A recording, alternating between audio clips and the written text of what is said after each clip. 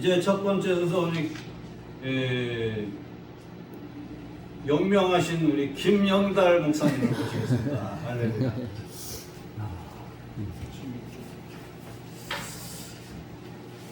예, 하나님 말씀은 스가랴서입니다.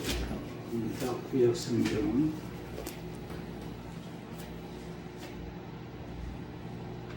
7장입니다.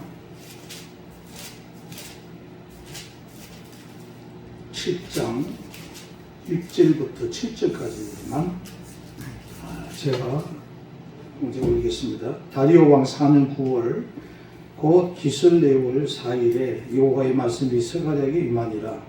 때에 베델 사람이 세데슬과 네겝멜렉과 그 종자를 보내어 여호와께 은혜를 구하고 방문의 여호와의 전에 있는 제사장들과 선지자들에게 물어가로되 우리가 여러 해 동안에 행한 대로 5일간에 울며 재개하리까 하매 만군의 여호와의 말씀이 내게 임하여 이르시되 온 땅의 백성과 제사장들에게 이르라. 너희가 70년 동안 5월과 7월에 금식하고 애통하였거니와 그 금식이 나를 위한 것이냐.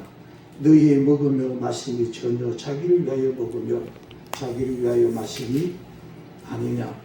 여호와가 이 전 선지자로 했지 말을 너희가 청종할 것이 아니냐. 그때 예루살렘과 사무엘의 백성이 그하여 형통하였고 남방과 평야의 사람이 그하였느니라. 아멘.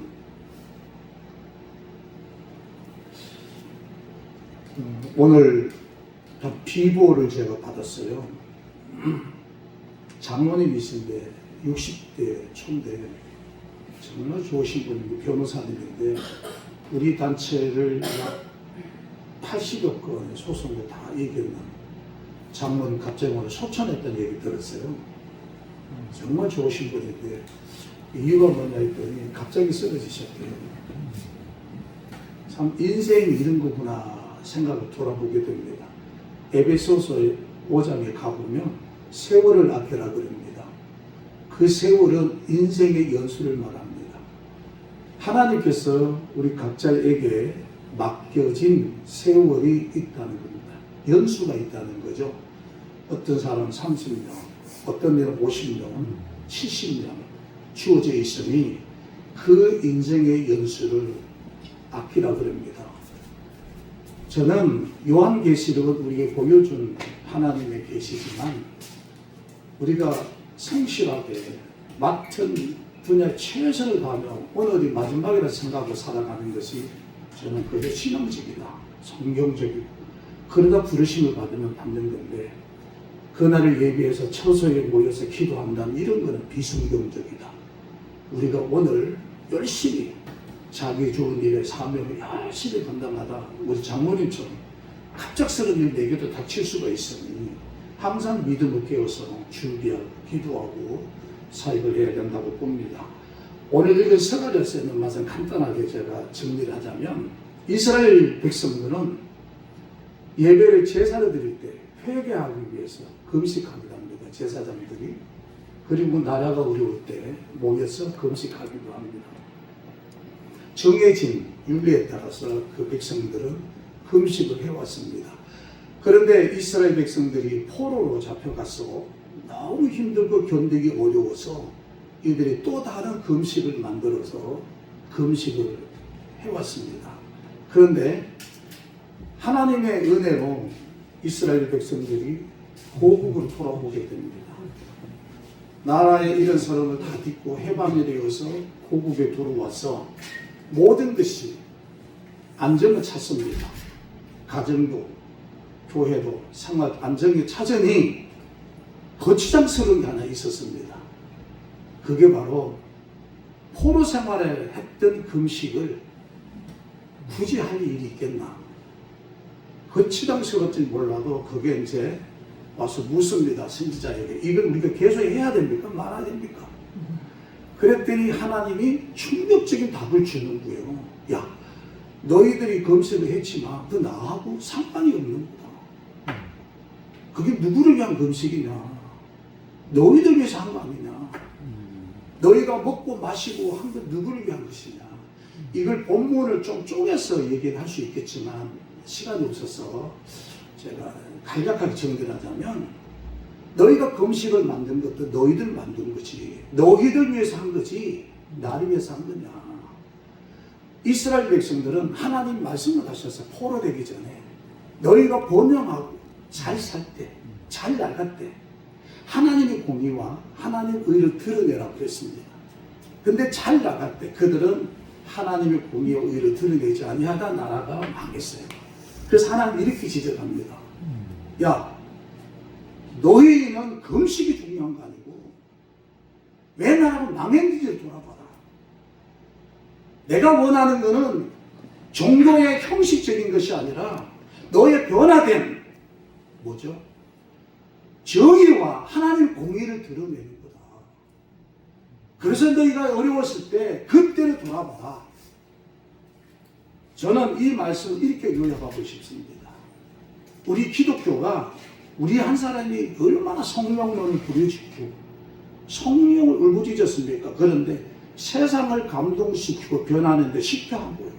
나만의 성령 충만이고 나만의 사명의 충만이고 나만의 은혜의 충만이지 내 삶을 통해서 또 저 사람들을 변화시키고 감동시키는 삶이 우리 약하잖아요.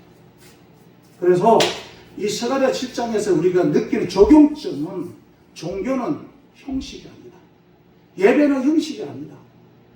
어쩌면 우리도 오랜 예배의 시간을 거쳐오면서 너무 익숙해져 있고 너무 나를 위해서 익숙해져 있고 예배라는 지속되어 오는 것 속에서 익숙해져 있고 찬양이든 기도든 너무 익숙해져 있다 보니 그것이 하나님의 공의와 하나님의 영광과 의를 위한 것이 아니라 나 자신을 위한 것이 될 수가 있다는 거예요. 그래서 하나님은 종교의 형식이 중요하지 않고 뭐죠? 변화를 원하는 겁니다. 너희가 앞으로 무엇을 하든지 너희를 위해서 먹고 마시고 하는 것이 중요한 것이 아니라 너희를 위해서 하는 것이 아니라 나의 공의와 정의를 드러내라고 했어요. 마태복음 7장에 가면 그러잖아요. 주여 주여 그러잖아요. 근데 이 사람들 신앙이 너무 정확했어. 주란 말은 고백이잖아요. 너무 정확했어. 봉사도 했어요. 섬겼어요. 그런데 마지막에 천국에 못 들어가죠. 쫓겨납니다. 왜 그럴까요? 하나님의 법칙을 어겼기 때문입니다. 다시 말하면 스가랴서 7장과 마태복음 연동해서 뭐냐면 야 김용단 너희가 설교를 하고 너희가 찬양할 때 사람들이 은혜 받고 박수 칠 때 그 영광 속에 나는 없었어.